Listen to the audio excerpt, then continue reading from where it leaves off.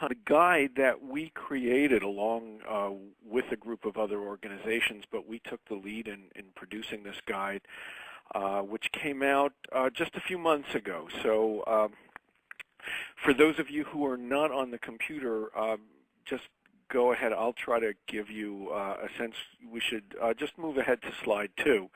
And you'll see that, if you can see, there are going to be a lot of slides here. I'm going to go through some of them more quickly than others, but really wanted to give you a resource that you could refer back to. Also, just a few words about the guide. As you see, there's a link, and it's available on the website.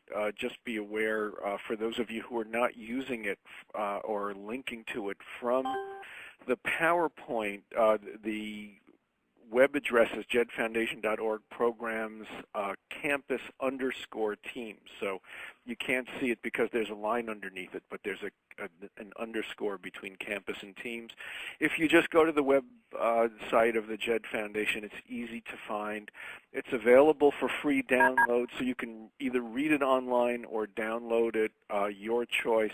What we really tried to do with this guide is to make it both detailed enough to be useful, but not so detailed that it's onerous to get through it. So hopefully we've created our own balance in producing this. And I'm going to give you a little bit of historical background.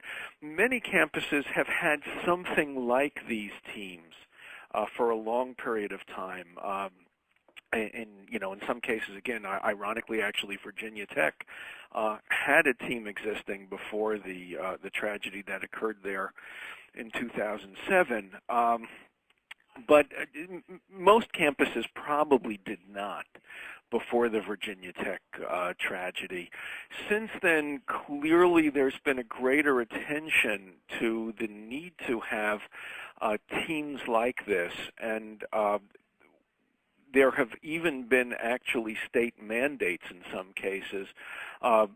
Virginia and not surprisingly, has mandated that I think their public universities have teams available on campus.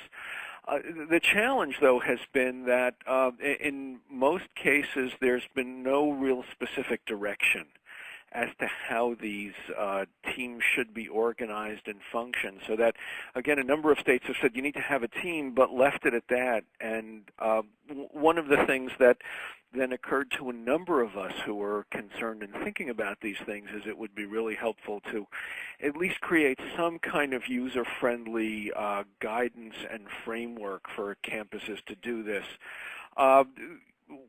Going back to Virginia Tech for a moment, one of the things that was compelling and really struck people in the context of this tragedy is that there was a tremendous amount of information that was available about Mr. Cho. Many different offices, the security office, the counseling department, housing, had all had contacts and interactions with him. Many students had complained. The English department, where he ultimately was a major, had numerous interactions with him. But part of the problem that arose and that became clear as the aftermath of the events were really looked at carefully was that the university really didn't do a good job connecting all the information. People had it. There was no central conduit that really pulled things together. It seems very likely. I mean, I think it's easy to be smart in retrospect, but many people believe that if the totality of what was known about Cho had been gathered and collected, it's very likely different kinds of decisions would have been made. He had several contacts with Virginia Tech's counseling service, and in each time there was a lack of follow-up. Either from the counseling service or, I mean, he didn't follow up after the several contacts he had, and no efforts were made to follow up and get him into treatment. Same thing, the security department had several interactions with him, and again, would meet with him once, would have a conversation with him, but there was no plan put into place to follow up and really kind of make a coherent plan.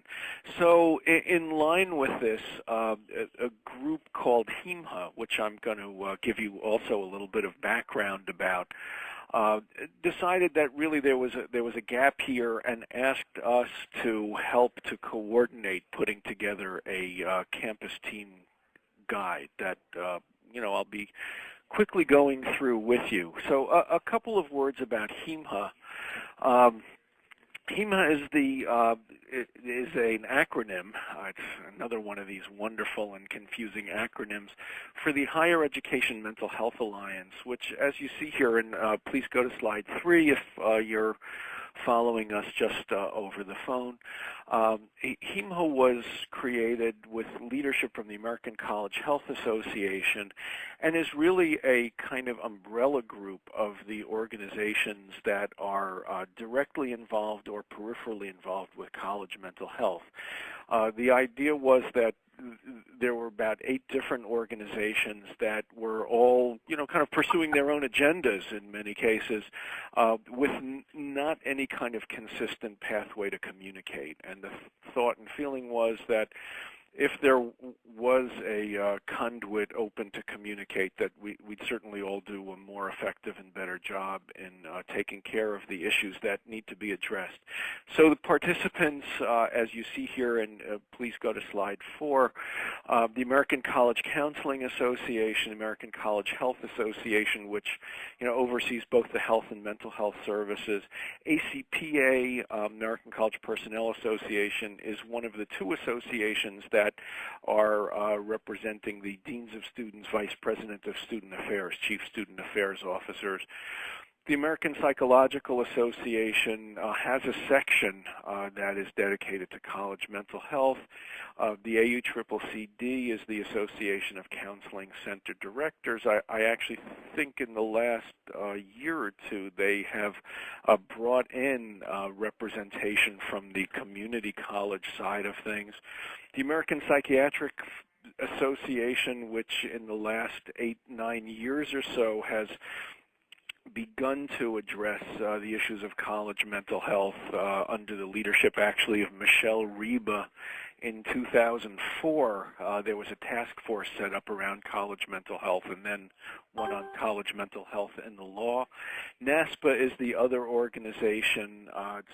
Don't ask me why. There are 2 organizations that seem to be connecting directors of student affairs, VPs and deans of students, and the JED Foundation is the last participant.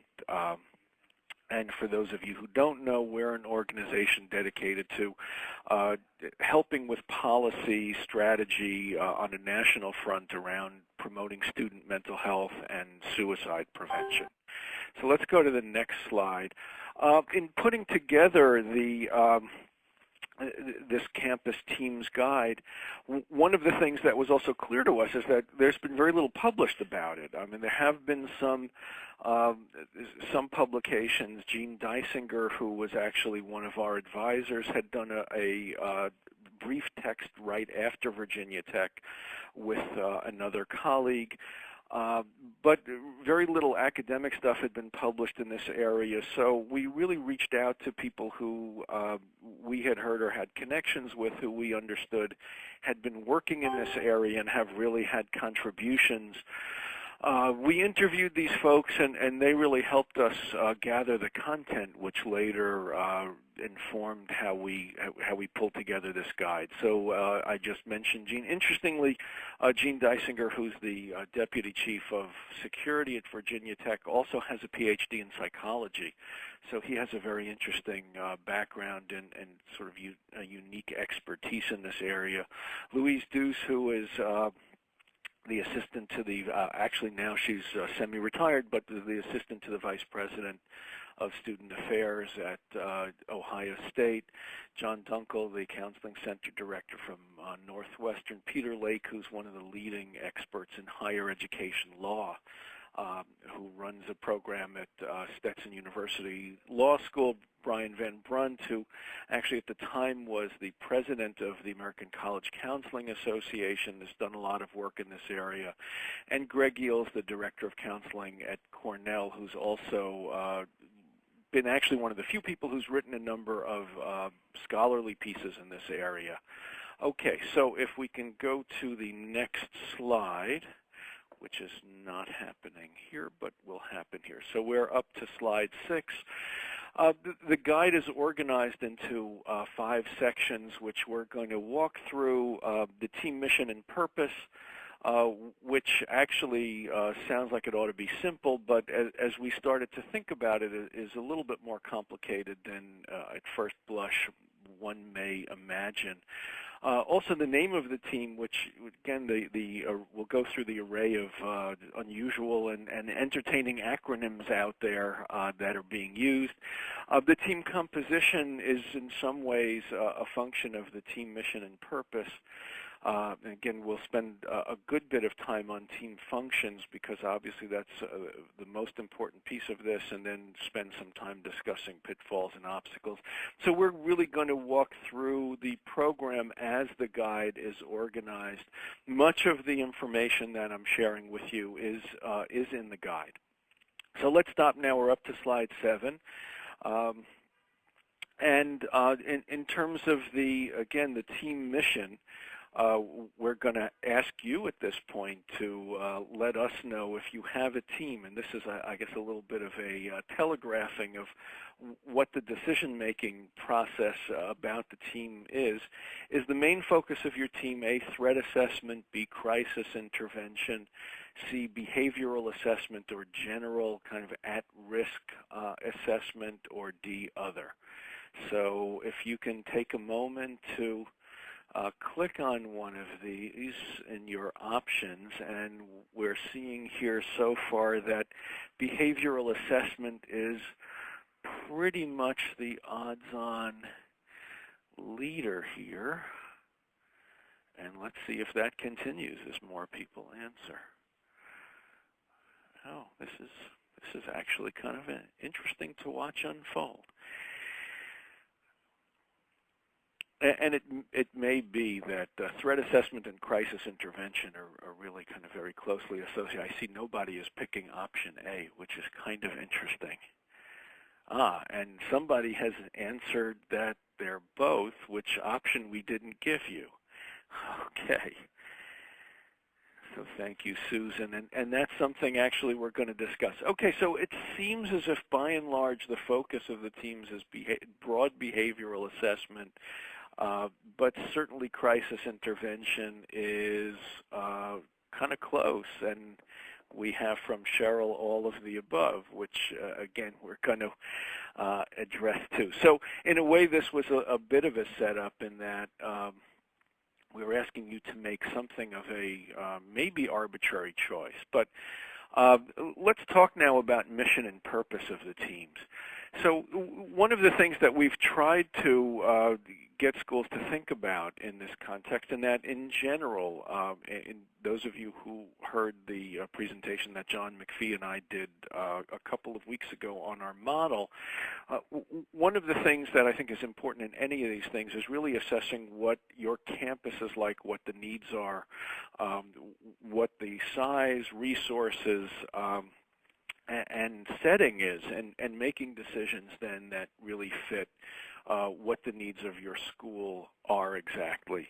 And one of the core decisions that you need to make, and this is in the second paragraph here next to the picture, is to what extent your team is going to focus on the specific and narrow focus of threat assessment, which, you know, again, in the aftermath of Virginia Tech, I think there was a rush to say, well, we need to have these teams really carefully look at threat assessment and make sure that we can get a handle on anyone on campus who may be dangerous, while the other broader approach is to look at students who are having trouble and really reflected in the kind of students of concern approach to things. Now, of course, it's important to realize that these are two sort of theoretical poles, but as a couple of people have mentioned, they can actually be used to some extent in overlapping ways. So in fact, Many schools have general student assessment or student at risk or student of concern teams, and then have a subcommittee of specific threat assessment, and we're going to talk about why that makes possible sense, and how that can be handled, and what's the personnel situation in that kind of setup. So, in a nutshell, I mean, we're now on slide 9, mission and purpose. In a nutshell, this is really what these 3 items are what campus teams do, and kind of the singular mission, if you will. And in a way, we're going to stop to think about this for a minute, but let's just go through this. So gathering and assessing information about each student or each situation in a systematic way in order to determine the most effective response in that situation. So these 2 elements of information gathering and thinking about how to respond are really the core activities. You can't do one without doing one without the other makes no sense. So just having information but not using it for anything may make you think that you're having a team, but it certainly it doesn't provide any kind of useful purpose unless there's a preparedness and a system in place to allow you to respond to the information you have. So defining the plan and response needs to not only keep the community safe or keep the students safe. The challenge of doing this team is creating that balance. If you do one, if you slant too far in one direction or the other, your team is going to lose its effectiveness, because I think it's important to recognize that in order for these teams to function effectively, people in the community have to be prepared to share information, and they're only going to do that if there is a basic foundation of trust. Okay, so in order for there to be trust, there has to be a sense in the community that information will be handled in such a way that is sensible and sensitive to both the needs of the individual who's in trouble and the needs and safety of the community. And if there's a sense that the committee is only about protecting the needs of the student but is ignoring the community, people will say, well, this is certainly not making any sense. And in the opposite way as well. If people feel as if students are being treated either harshly or unfairly or with no due process, then folks are going to be loath to share any information with you. All right. The other thing is, and we'll talk about this more, that it's very important that situations be assessed and considered on a case-by-case basis. They need to get information about what are the details, who, when, where, and how the response will occur are obviously important things. There are almost no circumstances in which there is a kind of predictable tripwire response in these situations. So what's the point of responding? I mean, the goal of a response is to protect, as I said, the individual and the community.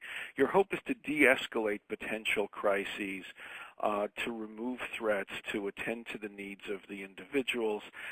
The goal, ideally, and this is why many of us believe that you really can't do this in a pure threat assessment focus. The goal is to really find the problems upstream of there being a crisis. Because, in fact, the dangerous episode is so rare that there's a little bit of the needle in the haystack problem with this. Looking for the person who is on the verge of danger is almost, we think, too late in the process. It's also important to recognize that the team isn't always going to be the actor. So while the team is, hopefully coming up with a plan to address a concern or a problem, the person who's actually in contact with the student or beginning to implement the plan may be someone else, maybe an academic advisor, maybe a faculty member, maybe a dean of students acting as dean of students, maybe a discipline officer. But working with the team and interacting so as to sort of share plans, share strategies, give feedback, and help move the process along. All right, so we should all be on slide 11. And it's important also to recognize that these are not usually single event processes, that when a student is struggling, when someone in the system is in trouble, you also need to think about what's the outcome of your interventions. So most of these situations are dynamic. Many of them will not be solved necessarily with one intervention, but will require input, a conversation, an assessment, then very often a follow-up or another activity, reassessment, re-engaging the person who is in difficulty. All right. So one of the things I also neglected to mention, if we could just go back to 8 for a minute, one of the fundamental issues that will need to be decided by the team is whether there'll be a students-only focus or whether the team will also address issues related to faculty and staff. Now, obviously, that changes the dynamics. You'll have to have different participation in the team if you're going beyond just students. But, if you think about the whole campus life, the whole campus community as a community, clearly we know there have been circumstances where there have been problematic incidents that have been done not by students but by staff or faculty. So again, this is a decision that'll have to be made, and it'll have some impact on who participates in the team. So let's move on to slide 12. What's the purpose of having the team in this kind of organization? Why not just have, an employee assistance program, the HR department, the counseling service, the dean of students? Well, if you remember back to where we started, you don't want a particular instance or situation or student situation to essentially fall through the organizational cracks, where again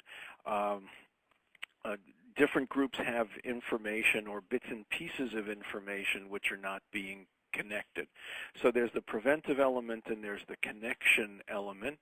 So we're trying to, with these teams, get people involved from different areas of the college who may have bits and pieces of information that individually don't seem very concerning or troubling, but when all brought together paint a very, very different and concerning picture. And again, the sooner we get access to information, the better the chance that someone can intervene upstream before something has become a crisis. Those of you who are involved in either counseling or student affairs, if you think about how you spend your time, a single crisis situation can eat up a tremendous amount of time and energy. If you can prevent something from reaching the stage and threshold of crisis, you've done yourself, the student, and the system a tremendous service in terms of simplifying and taking care of things again before they've become problematic. So, thinking about again the mission and the purpose, we've got these two polar models out there. The threat assessment only model does have certain advantages. I mean, it has the advantage of a very simple and direct focus.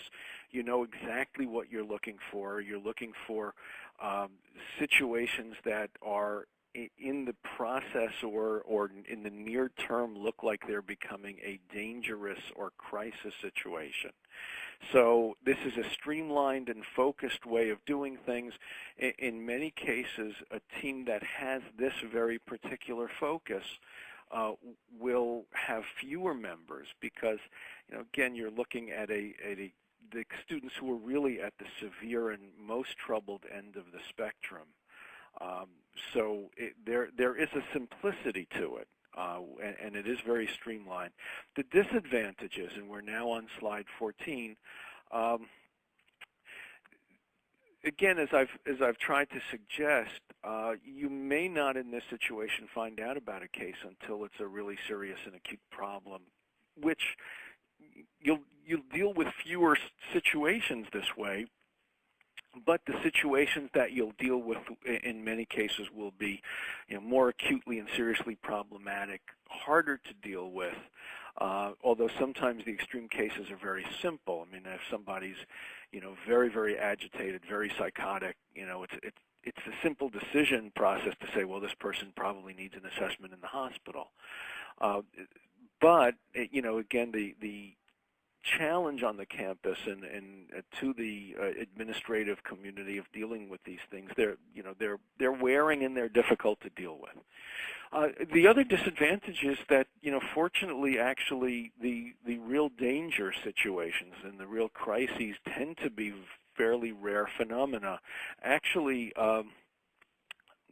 I guess I'm going to throw a question out here. We have information about this, and does anyone want to pop in and write what you think the homicide rate on college campuses is yearly in the United States? We have pretty good data. If somebody can either unmute or type in, somebody wants to hazard a guess at this question. And I'm just speaking about homicides on, in school buildings, on campuses in the United States a year. Anyone want to guess, or everybody's being cautious?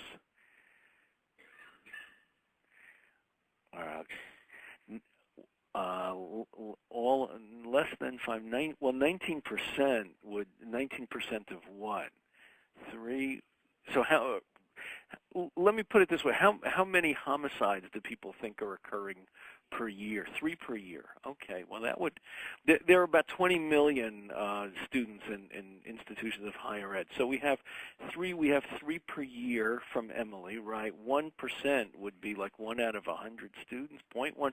Well, so I'll tell you, it's actually there are about 15 homicides per year on college campuses, which, again, given the number 15 to 20 million students, is about 1 per million students per year, which, if you think about what that means in terms of, a city like New York with 8 million people, there are about 500 homicides as opposed to 8, which is what there would be at the college rate.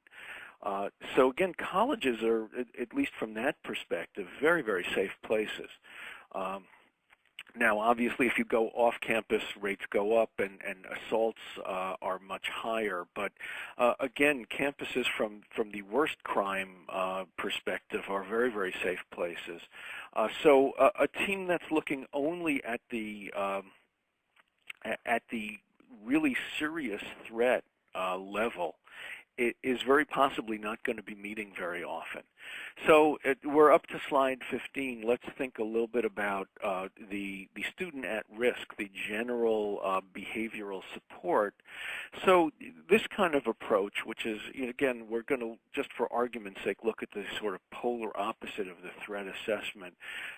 This would include a pretty wide net of any students who seem to be having psychosocial or behavioral problems that may interfere with their successful functioning in school, and if not addressed, could wind up potentially leading to a dangerous outcome, either for the student or the community.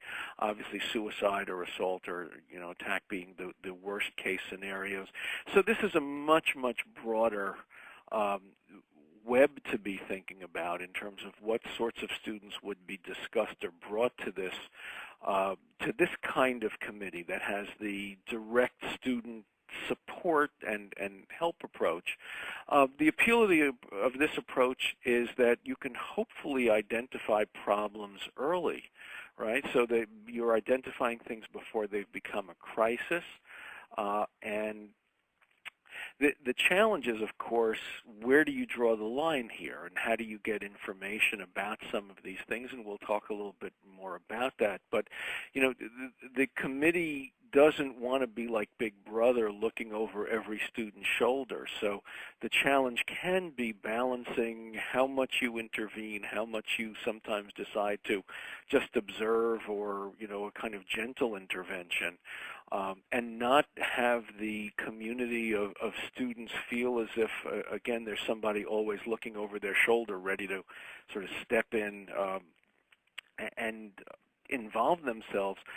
Although that said, I think if, again, the most of the work is done with a clear conveyance of the message that this is being helpful rather than punitive, rather than, well, you know, you're going to have to take a leave of absence, or we don't like this kind of stuff around here. But if the engagement is typically in the context of how can we help you do better so that this problem doesn't get worse, usually you're not going to run into too much trouble with the student body.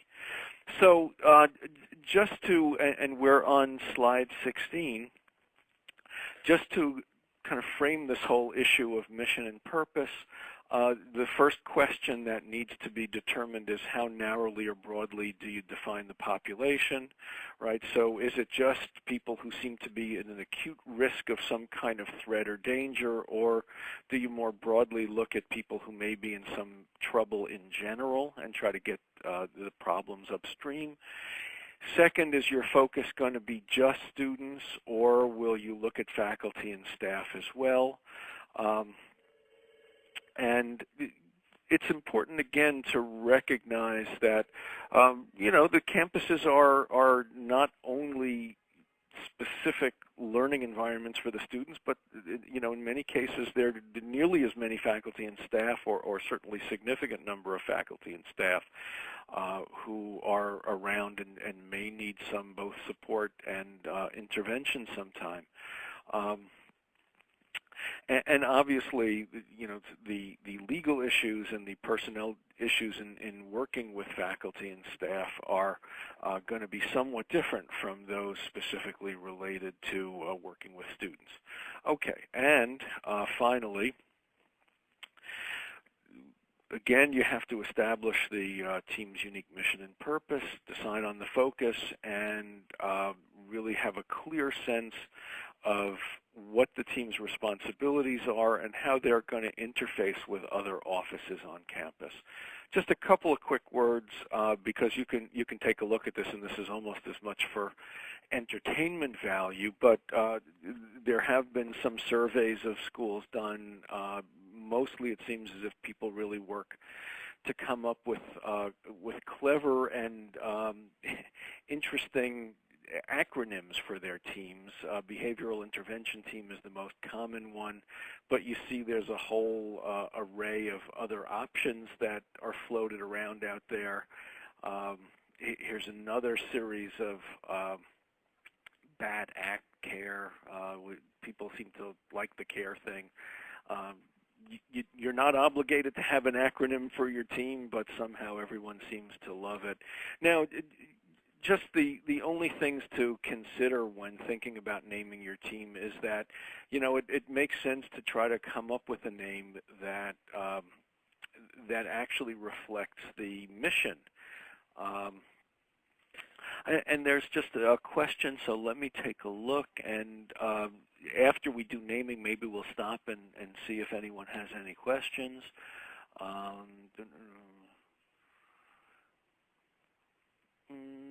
So we have a question on faculty and staff. Are you referring to the need to intervene on crisis for them?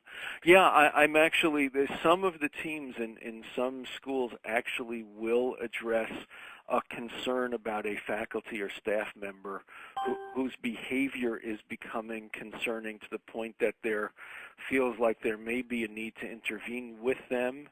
To suggest that they get counseling, or you know, in some cases intervene on the you know, on the police front. So yeah, there are schools that have this built in. For schools that do that, and we'll talk about this in the next section, you really need to think a little bit differently about the composition of the team. Okay, so again, if you're using the threat assessment in the name, then you have to assume that people are going to think that that's what the team does. May impact then on how people think about what information they choose. Will they choose to share information about a student who just seems to be in some difficulty, but not necessarily you know, up to the threshold of people being really afraid that there's a real concern. So if people want to just, we're now up to slide 21, and if people want to just type in quickly into the box on the bottom of the page, what do you call your team? And then we can maybe stop for a moment to see if there are any questions. And we'll leave plenty of time for questions and conversation. So BIT-BAT, Students of Concern team, Crisis Intervention team. So it really looks like, well, BIT is Popular Student Incident Response team. So BIT seems to be, again, Behavioral Assessment, BAIT. I like that. Okay. So again, it seems as if having some kind of acronym is almost a prerequisite of establishing a team, but don't feel obligated to do it. It's more important that the name of the team really, in some sensible way, reflects the work that you're doing. Let's just stop now for a minute. If anyone has any questions, feel free to type them in or... Okay, we're still getting some student support conference team. Well, that one I've never heard. Okay. All right, so we don't seem to have any questions. So let's move along. Oops. Remember. Okay, and you can ask a question over the phone by unmuting yourself. And again, we'll leave plenty of time. I'll go through some of this a little bit quicker. And if you have a question while I'm talking, also feel free to either type in. I'll try to keep at least one side of my eye on the dialog box, on the chat box, to see if anybody's writing in. So the question of who's on the team. Again, there has been this one survey of about 175 schools. The head student affairs officer is almost on every team. So of this list of 175, I think the dean of students or VP of student affairs, and just, you know, I'm sure all of you know that schools tend to use those terms fairly interchangeably. Maybe a subtle difference in what that means, but typically not so much. They're almost always on these teams. Counseling center directors are on almost all of the teams. We'll talk a little bit about what the implications of that are, because obviously there are limits as to what the counseling center director can share, but that doesn't mean they can't play an extremely useful role. Heads of security or the campus police or public safety department are on almost all of the teams. If there is a residence hall system, usually the director's there. Student conduct officers, and again, in many schools, obviously there are not necessarily separate people in some of these roles. So the dean of students may be the senior conduct officer. Health service directors are frequent members of the team, and about half of the team have faculty representatives. So that's an interesting thing to consider, but you know, having somebody who is on the academic front and is prepared to bring information in from that side or be a representative of the faculty is certainly a good idea.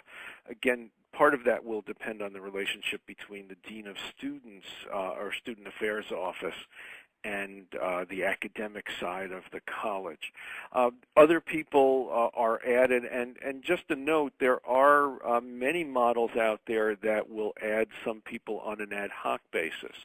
So there might be a basic team of 6 to 8 people, and depending on concern, so you know, for the support teams that are more kind of student support oriented, they may not have the director of public safety at all of the meetings just because it's not necessary. They may only bring the safety or security people in when there's really a concern about a particular student, and when there's more of the threat or risk assessment issue, that's really come into play. As you see, legal counsel is an interesting question. Some schools will have the university or college's attorney at the meetings. that's sometimes not as helpful as you'd think, but you certainly need to be prepared to have legal counsel give you some counsel when that's necessary. In campuses that have a more religious bent or strong religious communities, it can be very useful to have somebody from the chaplaincy involved, people from athletics. You should think about it in terms of who are the people on campus who are going to have personal interaction with students in such a way that they may have a sense of, a student who's really getting into some difficulty. So with that in mind, the financial aid office is a very important. Many students have tremendous stress around their finances, and that may be a place in which concerns of a real serious nature may come up. Disabilities office, if there's a freestanding office. International students, again, depending on the nature of your school population, are sometimes seeing students both, in their home situation. They're coming to that office to socially hang out in some cases, but also international students are, potentially at greater risk for trouble. So that's a group that, if they're not on the committee, it's certainly good to have lines of communication from your committee to all of these offices. Career offices, in this world of students having tremendous concern about employment while they're in school and at the end of their school experience, the career service office is another place where you're very likely to see students who are struggling or having some difficulty. And again, it's important to have and useful to have lines of communication to local law enforcement and local hospitals and healthcare clinics, especially if your students are using those in significant numbers. All right, so again, you should really think strategically about who at your school is having day-to-day interactions with students in a personal way where they're likely to be seeing information about what's going on with them. We're up to now slide 24, and I'm going to try to forge ahead a little bit quickly so that we'll have enough time for conversation and some questions at the end. Team leadership, in most cases, in this review of the 175 schools, about 2/3 of them, the Chief Student Affairs Officer was the team leader. Makes a lot of sense. Actually, they're in a position to both be the central focus of a lot of this information. They're going to be hearing about a lot of this information, and in many cases, the various offices that work under their direction are many of the offices that will be intervening, whether it's health or discipline, housing, counseling.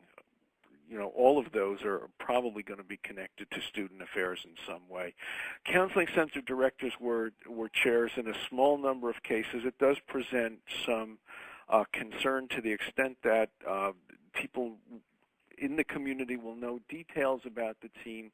It can feel a little bit like a conflict of interest to have someone who's really directing the counseling service, so primarily in the position of caring for students who have mental health issues, being involved in what in some cases may also involve disciplinary situations.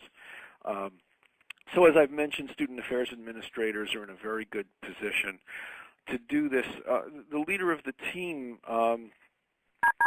obviously is going to have a series of responsibilities in terms of making sure that the team function is really working well.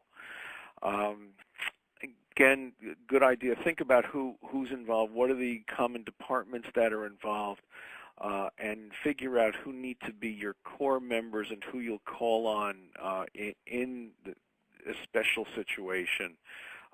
Obviously, you want a committee that's large enough that you can get information from a bunch of different fronts, but not so large as to be unwieldy to run. So we're up to slide 26. And we're going to quickly ask people to type in who participates in your campus team, although my concern is that it's going to be a little bit of a long list as I think about this. Maybe type in instead who directs your campus team. so let's change slide 26 from who participates to who directs it. So we have one Director of Health Service, Dean of Students, Dean of Student Affairs, VP of Student Services, Dean of, so you all seem to be, at least as pretty quick typers, Dean of Counseling, who is also Conduct Officer. Wow, that's Dean of Students, Dean of Students. So you guys are pretty much Director of Health Services. Okay, so that didn't come up in the other survey. But in some cases, the health service, Student Health Services Director and Disability Services, Director of Student Person, I don't know what DSPS, Student Conduct Officer. Okay, so it looks as if mostly what you all are writing is Dean of Student Health and Disability, co-chair is a psychologist. You know, it's so the nice thing is when you have a Dean of Students or head of the health service who's also a mental health practitioner, you kind of cover both bases because there is a kind of group process that you need to be sensitive to. Okay, so it looks as if you all pretty much are consistent with the survey that was done. Disabled students. Okay, so okay. Thank you for the DSPS and Vice President Student Services. So we're pretty much, this group is consistent with the national group that was surveyed. Thanks. Okay, so the prime focus now. Let's talk a little bit about team functions and.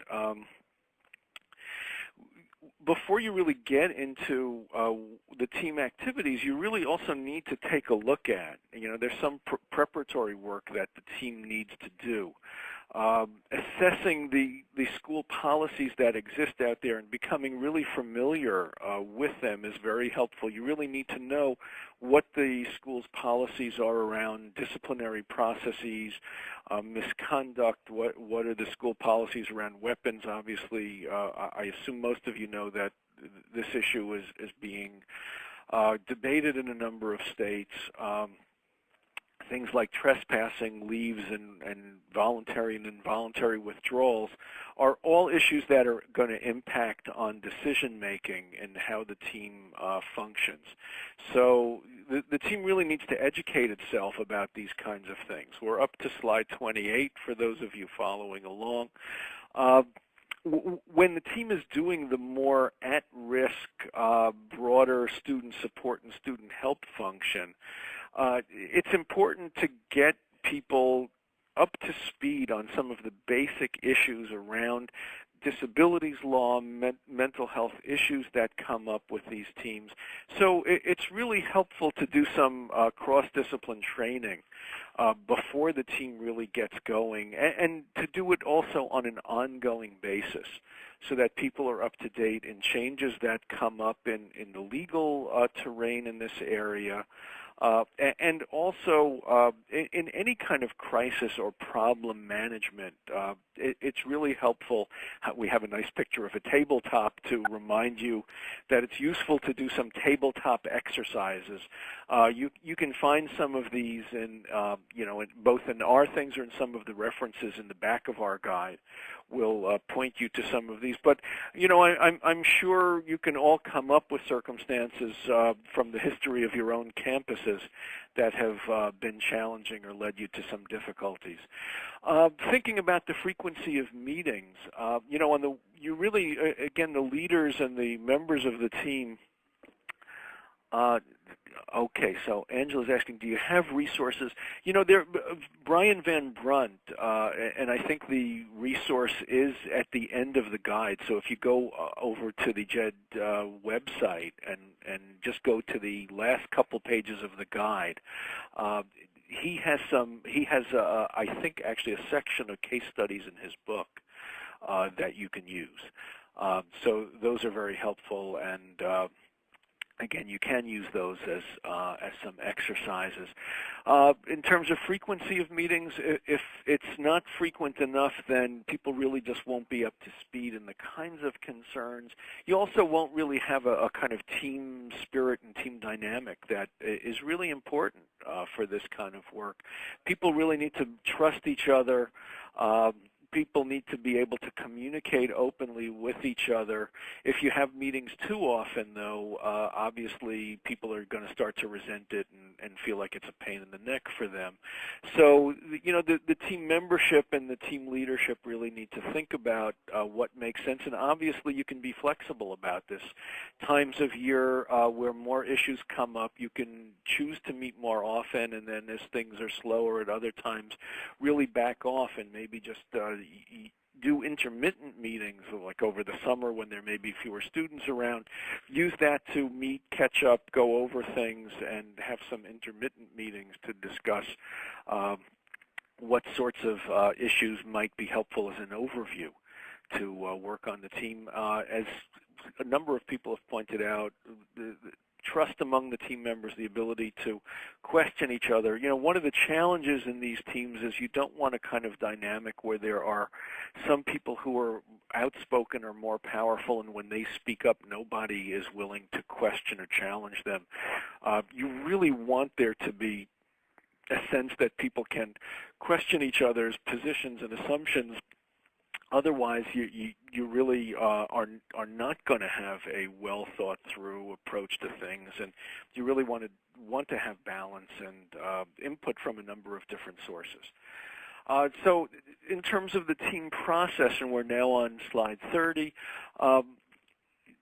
Different schools have created either online or phone resources to get information to the team. It's really helpful if there are a number of ways in, so that people who are, lead student services, lead people in the registrar's office, lead people on the academic side, people on campus should know who to go to if they have a concern, and those people should be able to get information into the team. Again, schools have done online information resources in some cases. The guidebook, you can go there and it shows you some examples of what some schools have done as templates for that. Good to have multiple ways in. It's also important to recognize, as I suggested before, that usually these cases are not linear. Things happen, you respond, you reassess. You need to have channels where you can continue to assess information.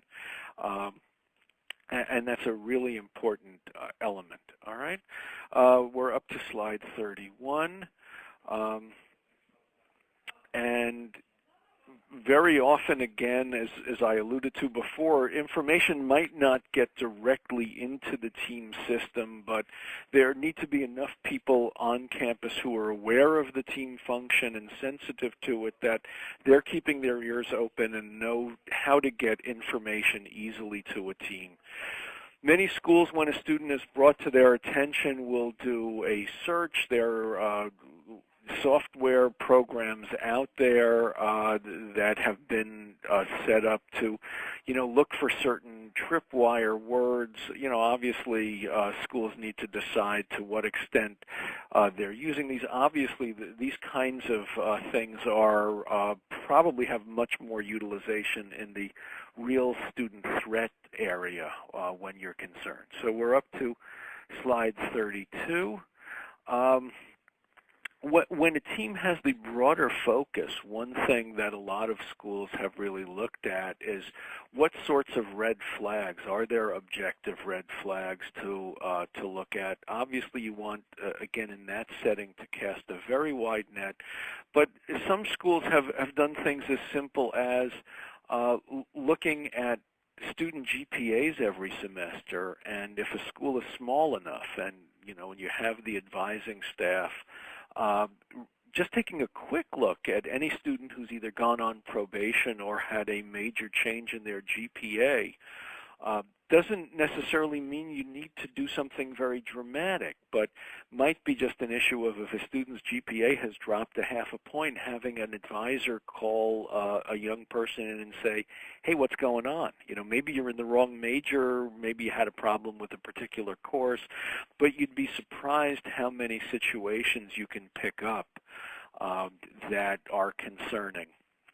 But again, it's really good to cast as wide a net for information if you're using the general behavioral concern team approach rather than the threat assessment. If somebody's, it's like if you see something, say something. If someone is concerned, they ought to feel comfortable bringing information. Kinds of questions, again, we're not going to go into this in great detail because I want to leave enough time for questions and some discussion at the end. But you want to describe what the concern is once you hear about a situation in as much detail as you can. We're on slide 33. What's happening? Where is it happening? Does there seem to be an acute danger? Is there an imminent concern here? What's the history that we know of? So you really want to take a thorough history of the situation and look at it in the context of the community, and also are there legal and ethical concerns both about how to intervene, how the information is handled, and those kinds of concerns. Okay? Slide 34, it's just important to point out, and obviously there's been a lot of conversation about this since the tragedy both in Aurora and in Newtown. It's not helpful in these situations to be saying, well, this person seems psychiatrically ill. It's way more useful simply because the psychiatric diagnoses in the course of a given year might be applicable to 20–25% of your population. So it's so general as to be insignificant. Interestingly, there was just a paper published in a journal that I know was reported actually in the New York Times today, but information was sent around about it recently that people with psychiatric diagnoses are significantly more likely to be victims of homicide. And we know that, again, a diagnosis puts you more at risk than puts you at risk of being a perpetrator of a dangerous act. All right, so the concern, and we're talking here more about the real threat assessment, the concern should be on what are the behaviors that are concerning. Does the person seem angry or aggressive? Are there threats that have been made? Are there weapons? Is there evidence of angry and disorganized thinking that may lead the person to be a danger to the community? All right, so these are important considerations. All right, so we're on slide 35, and just to review again, these situations really need to be looked at both from the perspective of the health and safety of the student and the community, and remember we are schools, so we need to be thinking about when decisions and plans are made, what are the impact on their social and family life, what's the impact on their educational situation. And again, in many of these cases there are legal ramifications as well. We do go into this to some extent in the guide. The JED Foundation actually on its website has another very nice resource on college mental health and the law, which you can get some more detail about issues like leaves of absence or handling of private information. So that stuff can be accessible to you and is right there on our website as well. Okay, so let me move along to slide 36. Sometimes it wants to move and sometimes it doesn't. Okay, so we're on slide 36, and just a couple of brief comments about the legal concerns and legal foundations here. No one expects anybody, even clinicians, but certainly not administrators or faculty or friends, to be able to predict behavior. And you certainly can't predict the future. You have to use reasonable judgment, and that that standard is not terribly high. Really, what is whenever any concerns like these come through, the expectation is that you be able to demonstrate that there's been a thoughtful and case-by-case assessment of the situations. But really, again, nobody expects you to know what's going to happen ahead of time or to be able to predict. Just that you've thought things through to the best of the group's ability and, have tried to the best of your ability to create a plan that seems to make sense in relation to the situation. Okay. So let me move forward. And I'm not going to spend much time on this. Teams have various ways of collecting information. You certainly probably should keep some notes. Remember that once notes are written down, they do become subject to FERPA, which is the Family Education Rights and Privacy Act, which means that the notes themselves are like an educational record and have to be kept private. Nevertheless, there are perfectly reasonable exceptions to FERPA that allow these teams to function. Okay, so a word about the counseling center folks on the teams really are very limited as to what they can share about particular students unless there's really an imminent sense of danger. But they can play an important role on the teams as consultants to help to really think about what are the therapeutic issues, what are the clinical issues that that really come into play in some of these situations.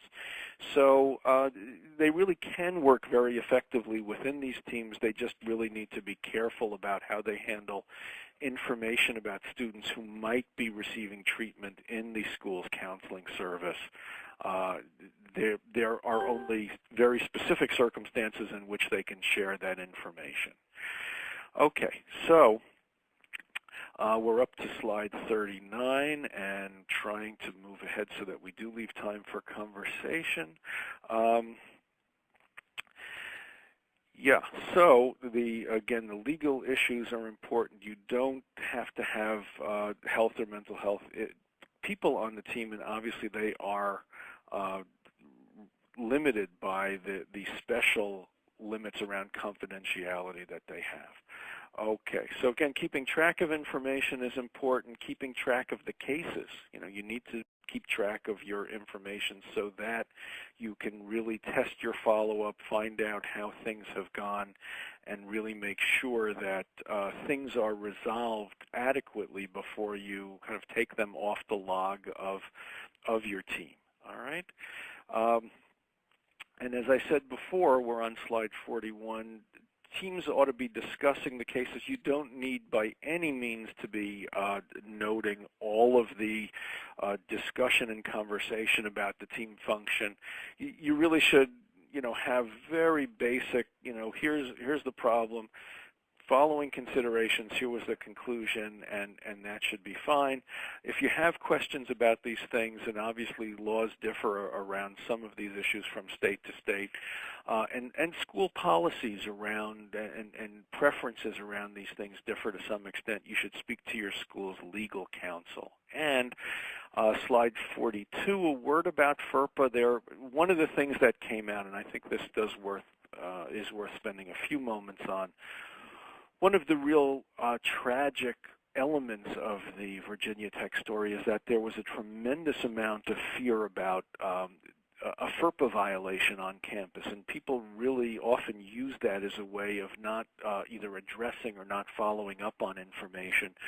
FERPA allows exceptions both for health and safety emergencies and for the legitimate educational interest of a student. So if a student is having any kind of problems that seem significant, people in the university, within the university, can share information as long as it's not being shared to gossip. As long as there's a legitimate educational interest, that you're using it for an important goal, there's absolutely no limit in sharing information when you need to. So people should not be afraid of FERPA. And after Virginia Tech, the Department of Education actually sent out a directive saying that if they believe a school has acted in good faith, done the best they can, shared information thoughtfully, then they're not going to hold anybody liable for any kind of problem. Okay, there's been concern recently that the Office of Civil Rights has put out a directive saying that you cannot remove a student from school simply because they're a direct threat to themselves. All right, and this has raised a lot of concern among schools. I'll tell you that you probably could not legally send a student away from school simply because he or she had suicidal ideation. Remember, the American College Health Association surveys college students every year. 6 to 10% of students report suicidal ideation. So that alone can't and shouldn't be a tripwire. Most people can manage on campus. While 10% of students have some suicidal thoughts, 1% try, but only 1 out of about 10,000 actually die by suicide. So you'd be sending home 999 students for each one who goes on to die by suicide if every student who had suicidal ideation was put on a mandatory leave. And in fact, there are reasons to think that staying in school may be protective and promote better health if the student is able to be in school. So what can you do? The National Association of University Attorneys, if a student is acting in a way to be dangerous to others, certainly you can take steps to remove the student from school. You need to make sure that both an individual assessment is made, that there's no automatic tripwire plan, that you've at least thought through whether a particular situation can be managed in school or not, and give the student an opportunity for some due process to consider things. We're up to slide 45.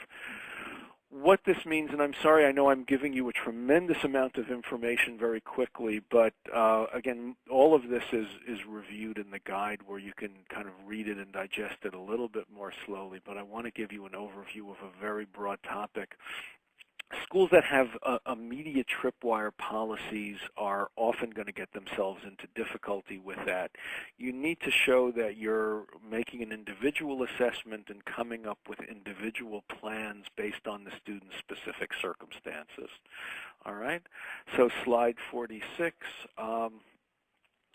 It's also helpful on the flip side of this, though, to have well-delineated and well-publicized policies so that students are not fearful about taking a leave of absence if they need to for either medical or personal reasons. They need to know what's involved in that, you know, how tuition refunds are handled, what's the process for coming back to school. And it's a really good idea to have those things well laid out in any case, because when a student is in a crisis, it actually allows them to make thoughtful decisions, and it allows administrators and people on campus who are in a position to speak with the student to really make thoughtful assessments and give well thought out guidance to them. Zero tolerance policies where you have kind of mandatory responses to a particular behavior are typically putting both you and the students in a difficult position. Okay, so a word, I know that all of you are at community colleges, and we've been speaking in very general terms. I assume that most of you are not residential schools, which means that in some ways doing this work is harder for you. You have less time and with students where they're living, quite literally, and see less of them. A student can much more easily fly under the radar when they're just popping into school for class and then maybe going to a job, going home. You often don't know what their living situation is, what the setting is, but it's exactly in these kinds of circumstances where you really need to be most strategically creative and thoughtful about who gets to know students well. And being able to get information into the system is even more both challenging and important for all of you because you simply are working with less information. And many of your students are working. Many of them are in situations where there may be financial or psychosocial stresses that are particular to your population. So as I like to say, in all of these circumstances, it's the students who are least on the radar who are the ones who need to be most on the radar. And our job as counselors and administrators is to figure out how we get those people in our sights. And again, I think it's a unique challenge for all of you. Okay, so we are up to, we're rounding the corner towards the end here. Just a couple of concluding words on the culture of these kinds of teams. And actually, I have to say this is a quote from me at a talk I gave at the Academy for Critical Incident Analysis. If anyone's interested, I can pass along the website for this, but if you actually Google the Academy for Critical Incident Analysis, you'll see that there was a conference at that group around college mental health and communications. The need goes beyond just offering help for troubled students. When people care about each other and feel their institution cares about them, the odds of detecting someone who's emotionally disturbed and intervening before a tragedy occurs become much better. So again, that's addressing this whole issue of trust. When people feel as if the system is working in their best interest and out of concern for them, you have the greatest likelihood of actually being able to both identify problems before they've become crises and intervening in ways that may be able to forestall something from being a problem. Okay, we're up to slide 49. This is maybe something that needs, given the fact that I want to leave time and we're down to our last 13 minutes here as I'm counting, this is going to be a whole opening to a discussion. So let's skip this and just maybe go into some of the common pitfalls and then leave some time for questions. Common pitfalls and obstacles. These are going to be the flip side of many of the points that I've tried to make to you. So not being thoughtful about who's on the team, really preparing the team members with the proper orientation, giving them the opportunity to get up to speed with the legal information, with the campus administrative information that they need, can often run you into trouble because people just won't know. It's like cooking without knowing how your ingredients taste. You really need to have a flavor and a sense of the overview of the details before you get to the complicated, higher level kinds of problems. The processes and pathways for reporting, again, you need to think through what on your school's campus is going to work, who are the people involved, who needs to be involved, and how do you create platforms for the information to get where it needs to be. And I've tried to make the point, we're on 51, just thinking about getting information, how do we get information into the system, that's just the first step of the process. All right, so reporting is important. You can't do this without the reporting, but you also need to figure out what do you do once you have the information, and then, as I've mentioned repeatedly, how do you follow up? What are the things you need to do to make sure to track the case once you've become aware of problems? The legal issues, again, have been a source of tremendous anxiety and fear. Most of the people who are dealing with these situations don't have a legal background. Most of us are all, sort of careful and nice people who don't like the idea of running afoul of a law. FERPA is not your enemy. I can't make this point clearly and specifically enough. There's plenty of room within the confidentiality laws to do what you need to do, but you need to be mindful of not overreacting or being intrusive in ways that erode the trust of the community. That's way more important to consideration for all of you than concerns about the limitations of FERPA. And slide 52, again, focusing on the issue of mental illness rather than on what are the specific behaviors or problems are certainly things that will both really continue misapprehensions and misunderstandings of the issues of the relationship between emotional and mental illness and potentials for risk or violence. So it's really important we keep focused on behavior. It turns out if we step outside of the college setting, if you look at the history of mass shootings in the United States, most of them have not been perpetrated by people with severe mental illness. I mean, usually there is, again, a direct anger or violence, anger at somebody. There's a revenge issue in many cases. If people want references for this, I can send them along. It's not to say that these people are all fine emotionally, but there's not always a major psychiatric diagnosis at play, and in many cases not. Okay. Been a little bit over an hour of straight talking here, and again, I'm sorry I'm throwing so much information at you. Relying, and we're on slide 53, relying on a single intervention or approach instead of a more integrated approach. These are dynamic, complicated situations. You know, it's I've said in another setting that this is a little bit like playing jazz. You need to know what are the basic structures of the song or the music, and then be prepared to improvise once that structure is laid down.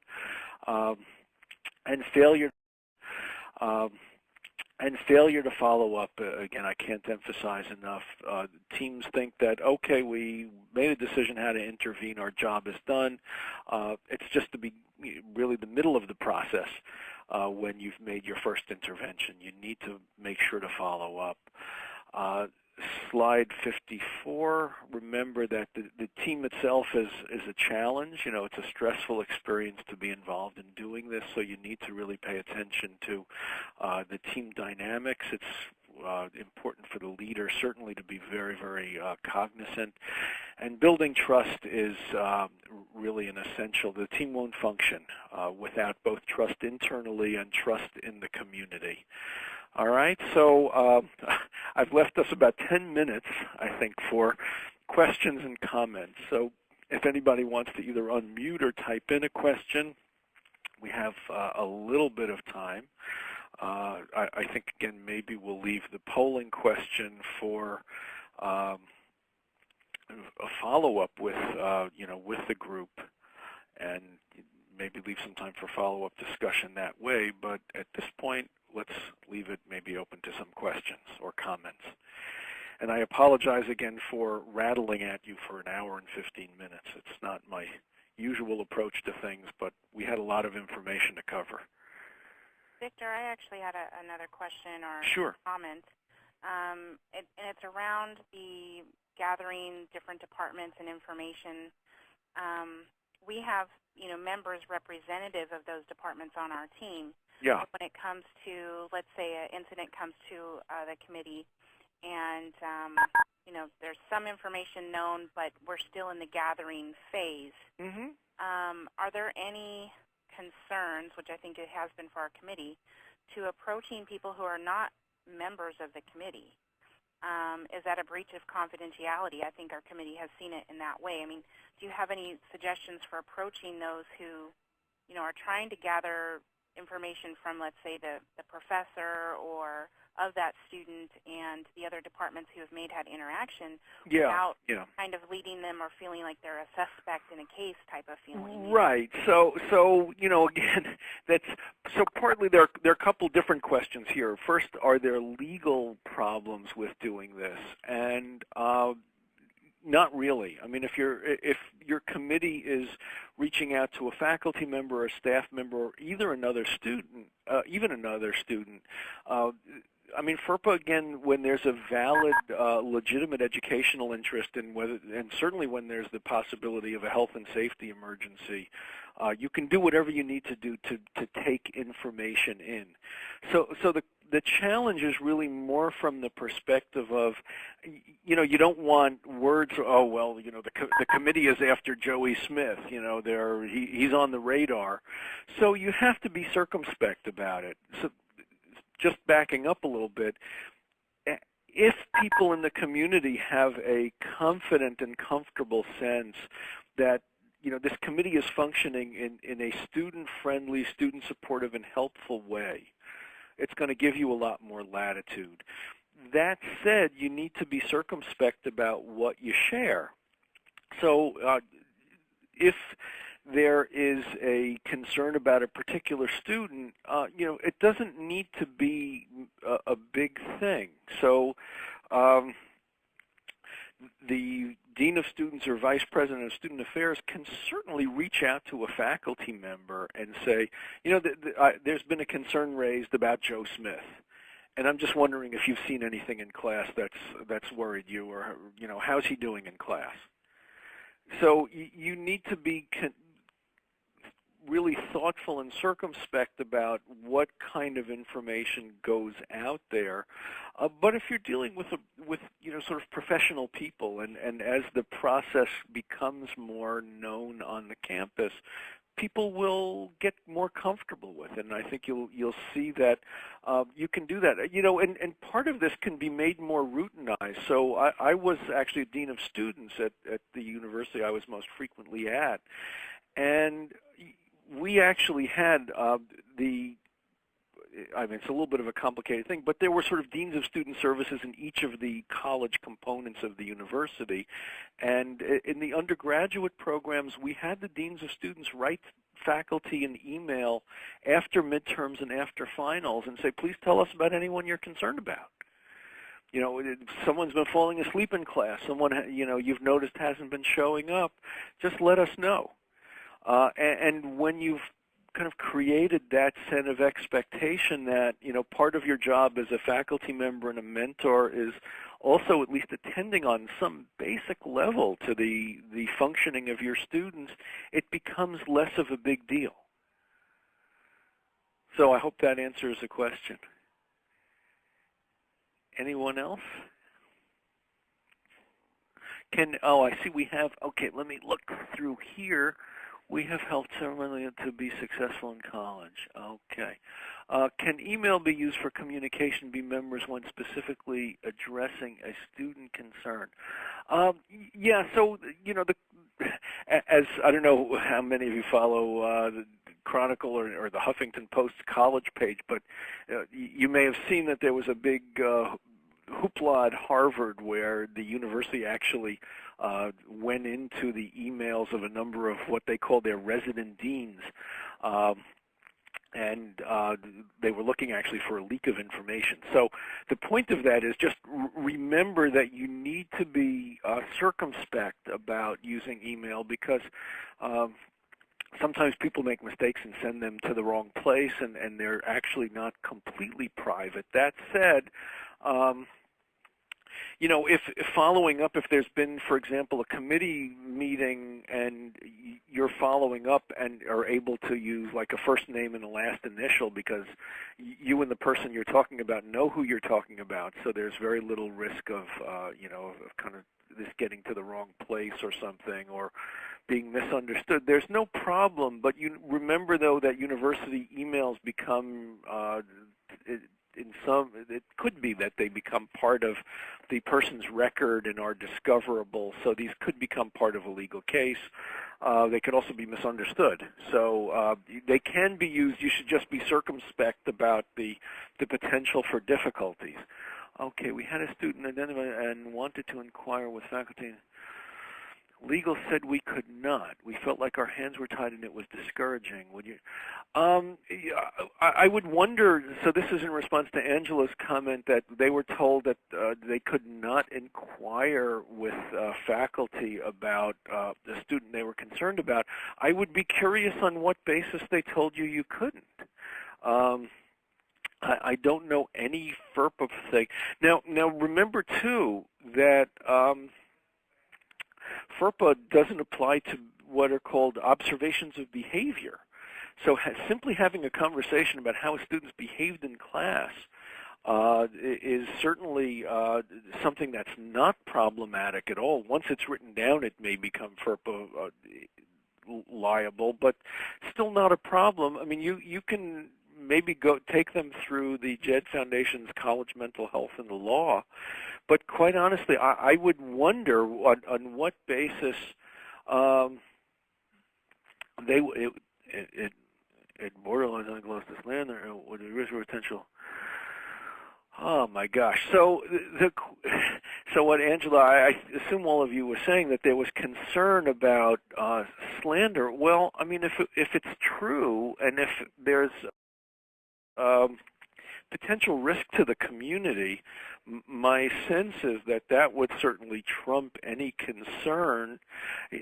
So again, you have to make sure that the communications and information are conveyed in such a way that it's clear the goal is not to gossip but to be helpful, and if it's being done as part of a student of concern process, it's really hard for me to understand how anyone would construe this as being problematic. It really seems like, again, it's fully within the bounds of FERPA, and you know, you can be so cautious that it kind of paralyzes you. But at this point, it's hard for me to imagine any court, given the current terrain, saying that that this is inappropriate. So it's hard for me to imagine how this would be a problem. I see we've hit 2:30. And I assume then that we pretty much have to be ending, but if anyone has a final comment, again, I apologize for throwing so much information, and I would, really suggest that you all take a look at the guide. It's better organized than I was probably, but I did want to share as much as we could with you and make sure at least that you got an overview of the big issues. Okay, would it be possible? Well, I don't think that's that's not a question for me from Naomi, I think, and you're very welcome. Again, I think the college presidents, maybe need to hear from all of you doing student services that this is an important thing, and I think it will. Students will be more likely to stay in school if we're setting up circumstances to identify when they're in trouble and get them the help they need. So I see that Carrie has put up the final notice, so I assume we have to stop at this point. So thank you all for listening, and it's been a pleasure to spend the time with you. Great, and thank you. A big thank you, too, to Dr. Victor Schwartz from the JED Foundation for presenting on this very important topic. And thank you all for taking the time this morning to be with us. I just wanted to remind everyone of the resource the Center for Applied Research Solution does offer no-cost training and technical assistance to California community colleges.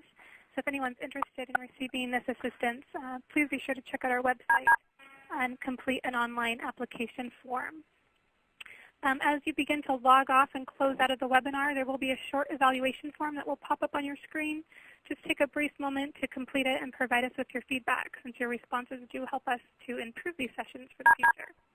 So again, thank you all for joining us. Thank you to Dr. Victor Schwartz for a wonderful. It's been my pleasure. Great, and have a great afternoon.